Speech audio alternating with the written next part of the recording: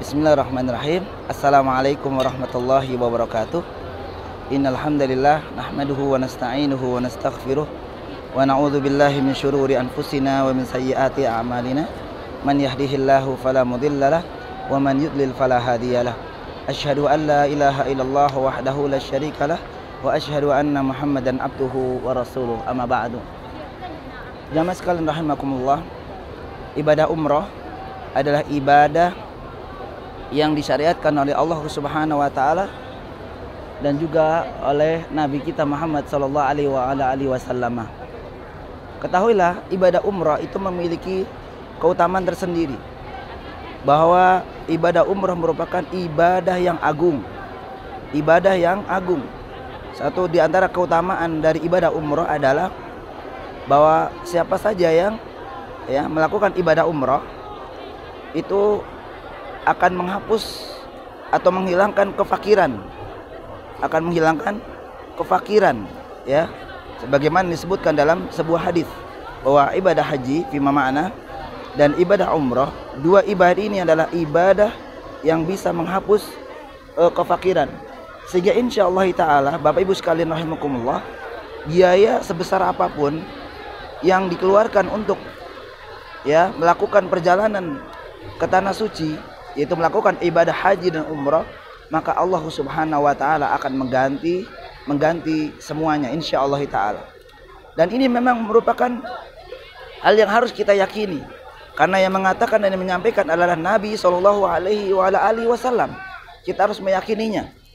Hanya saja mungkin keyakinan itu harus kita tetap pupuk, karena mungkin ketika kita yang menempatkan harta yang kita miliki di hati, maka selamanya tidak akan terwujud. Karena memang ibadah haji dan ibadah umrah ini merupakan ibadah yang harus diperjuangkan, yakni harus berjuang, baik fisik, kemudian harta, begitu juga waktu. Semua ini adalah dunia. Insya Allah ketika Allah Subhanahu wa taala memberikan rizki bagi kita yang begitu banyak, maka jadilah rezeki itu dipakai atau dimanfaatkan untuk ketaatan kepada Allah Subhanahu wa taala.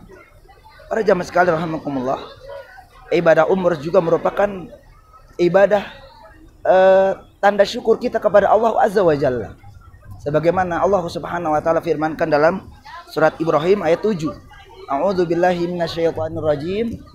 La in syakartum la azidannakum wa la in kafartum inna adzabi lasyadid.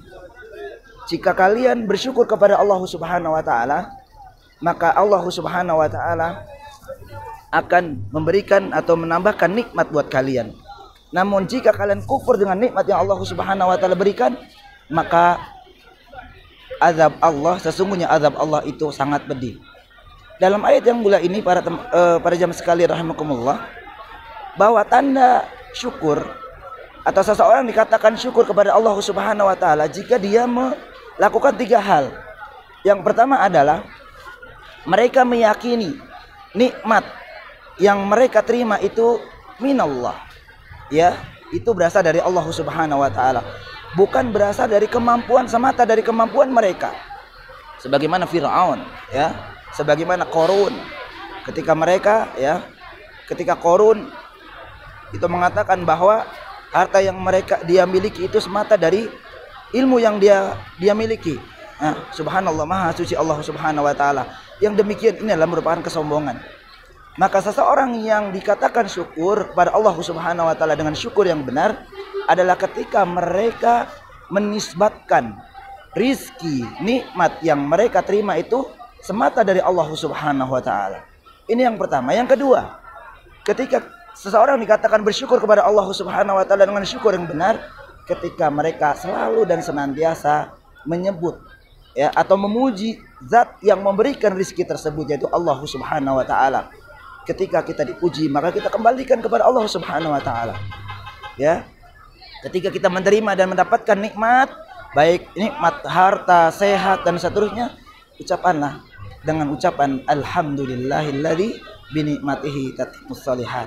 Dan yang ketiga, teman-teman yang berbahagia, tanda syukur seseorang telah dikatakan syukur kepada Allah Subhanahu wa taala dengan syukur yang benar